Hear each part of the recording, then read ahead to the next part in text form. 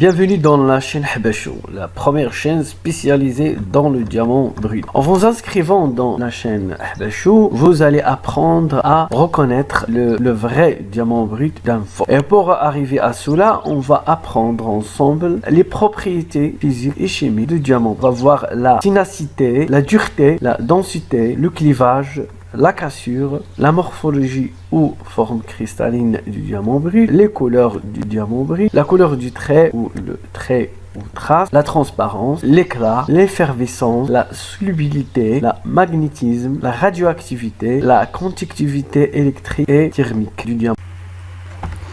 Avec l'arrivée du printemps, le temps du fiançailles et du rapprochement étincelant. Rappelons les éléments et critères essentiels pour choisir un diamant de premier choix. Il s'agit de la règle des 4 C, traduit dans l'anglais color, clarity, carat and cut. Couleur, pureté, poids et taille. La couleur. Les couleurs du premier du prisme et de l'arc-en-ciel. La détermination de la couleur d'un diamant est très importante dans l'estimation de sa valeur. Suivant le type de la saturation de la couleur, il est possible de diviser les diamants en deux groupes. Les diamants de la série CAP et les diamants de couleur spéciale dite fantaisie.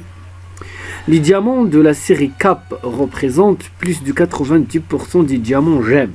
Leur couleur varie de incolore à jaune clair avec de légères différences de teinte. Afin de caractériser la couleur d'un diamant, il est placé entre deux pierres de comparaison, de sorte que la pierre de droite soit plus colorée que la pierre à graduer et la pierre de gauche moins colorée. Ça, c'est très simple et très connu. Au niveau de la pureté, claire comme l'eau de roche.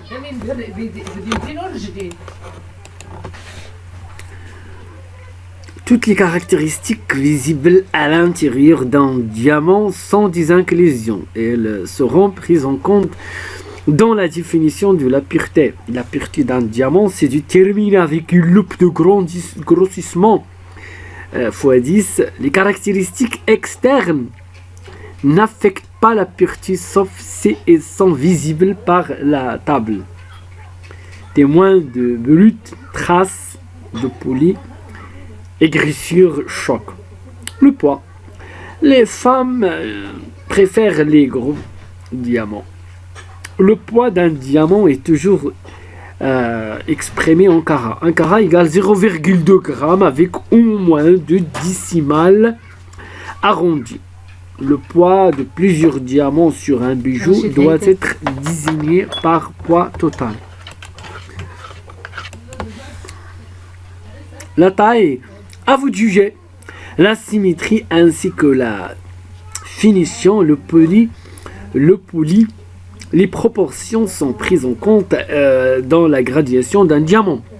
Les proportions d'un diamant étaient toujours rapportées au diamètre de la pierre, 100%.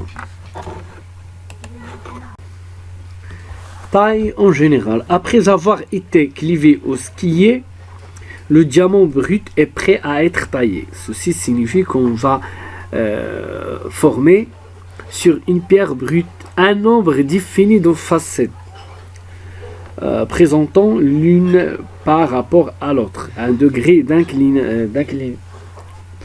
d'inclinaison rigoureusement déterminé. Il existe deux types de taille. La taille brillante incluant les formes rondes, ovales, poire, cœur, marquise, navette, troïdas, princesse.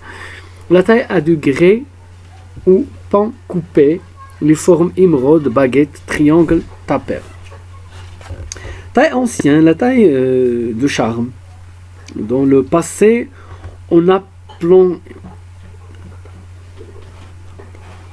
aplanissait les facettes telles qu'elles se présentaient naturellement. Ce que faisaient autrefois déjà les hindous.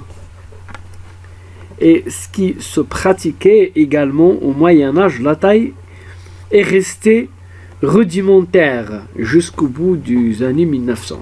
À la suite des recherches faites alors sur la physique, l'optique et la réfraction de la lumière dans les gemmes, on découvrait les principes régissant la symétrie à respecter lors de la taille du diamant. Comment la reconnaître? En regardant par la table facette plane vue au-dessus. On peut apercevoir un petit rond qui indique que la pointe de la culasse diamant est coupée par opposition à la taille moderne dont la pointe est intacte. Demi-taille, un bon compromis. Il apparaît en 1930 et suit l'évolution de la taille du diamant en cherchant à arrondir la pierre. Elle se rapproche de la taille moderne, la demi-taille. Possède de larges facettes et une culasse coupée. Cette taille apporte plus de brillance que la taille ancienne. Elle reste abordable que la taille moderne. Demi-taille. Taille moderne. La brillance avant tout. Les normes du brillant standard furent établies en 1966 par Tillander. C'est cette nomenclature qui sert de base à la taille moderne. La taille brillante comprend 57 facettes, la table 32 facettes. De temps en temps, on parle de taille nouvelle comme le Royal 144 avec 144 facettes au lieu de 54 ou le Maximilien 4 comportant 78 facettes. Toutes ces tailles sont des variantes de la taille brillante. La fluorescence. La fluorescence est une forme de luminescence. Un effet lumineux lorsque la pierre est exposée à un rayonnement ultraviolet. L'énergie lumineuse est absorbée par la pierre remise sous la forme d'une couleur visible.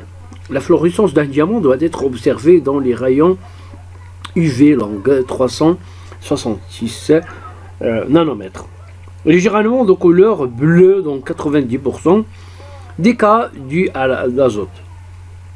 Il doit être indiqué sur un certificat en indiquant son intensité inerte, faible, moyen, forte. Le certificat. Vos papiers, s'il vous plaît.